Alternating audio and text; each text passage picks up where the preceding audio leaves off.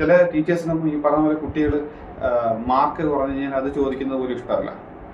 അത് നമ്മൾ കേൾക്കാൻ തയ്യാറാവണം, അത് അഡ്രസ്സ് ചെയ്യണം. ചിലപ്പം മറ്റേ വെറുതെ മാർക്ക് കിട്ടാൻ വേണ്ടി കള്ളം പറയുന്നതായിരിക്കാം.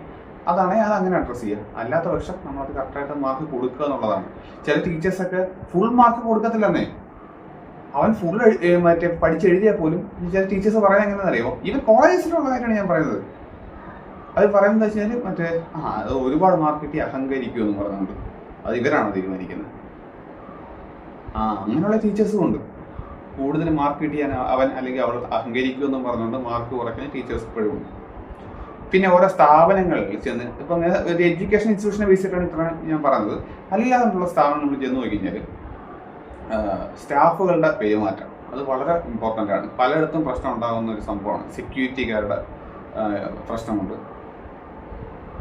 സെക്യൂരിറ്റിക്കാർ മറ്റേ മോശമായിട്ട് പെരുമാറിയെന്ന് പറഞ്ഞിട്ട് സ്ഥിരം നടക്കുന്നൊരു സംഭവമാണ്.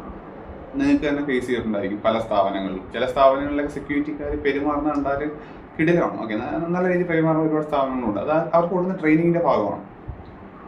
പിന്നെ പെട്രോൾ പമ്പിലെ ചില ജീവനക്കാർ, ഓട്ടോക്കാർ, അങ്ങനെ കുറേ സംഭവങ്ങളുണ്ട്.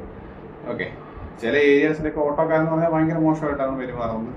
അപ്പോൾ അതൊക്കെ ബഹുമാനം ഇല്ലായ്മയുടെ ഒരു പ്രശ്നം തന്നെയാണ്. പറ്റത്തിലേക്ക് വേറെ പണിക്ക് പോകണമെന്നേ, അവർക്ക് ആ ജോലി ഇഷ്ടമല്ല, താല്പര്യമല്ല എന്നുണ്ടെങ്കിൽ വിട്ടിട്ട് വേറെ ജോലിക്ക് പോവുക. മറ്റുള്ളവർ ബുദ്ധിമുട്ടിക്കരുത്. അങ്ങനെ ഒരുപാട് ആളുകളുണ്ട്. ചില കടകളിലൊക്കെ ചെന്ന് കഴിഞ്ഞാൽ അവിടെ നിൽക്കുന്ന സെയിൽസ്മാൻ അല്ലെങ്കിൽ സെയിൽസ് കാർഡ് എന്ന് പറയുന്നത് ഈ പറഞ്ഞ മോശമായിട്ട് പെരുമാറുന്ന ആളുകളുണ്ട്. വേണമെങ്കിൽ എടുത്തിട്ട് പോടാന്നുള്ള രീതിയിൽ കൂടെ പെരുമാറുന്ന ആളുകളുണ്ട്. നമ്മൾ ചോദിക്കുന്നതിന് കറക്റ്റായിട്ട് ഉത്തരം പറയത്തില്ല, സാധനം എവിടെ ഇരിക്കുന്നതെന്ന് പറഞ്ഞു തരത്തില്ല. അങ്ങനെയുള്ള കുറേ ആളുകളുണ്ട് ഇപ്പോഴും.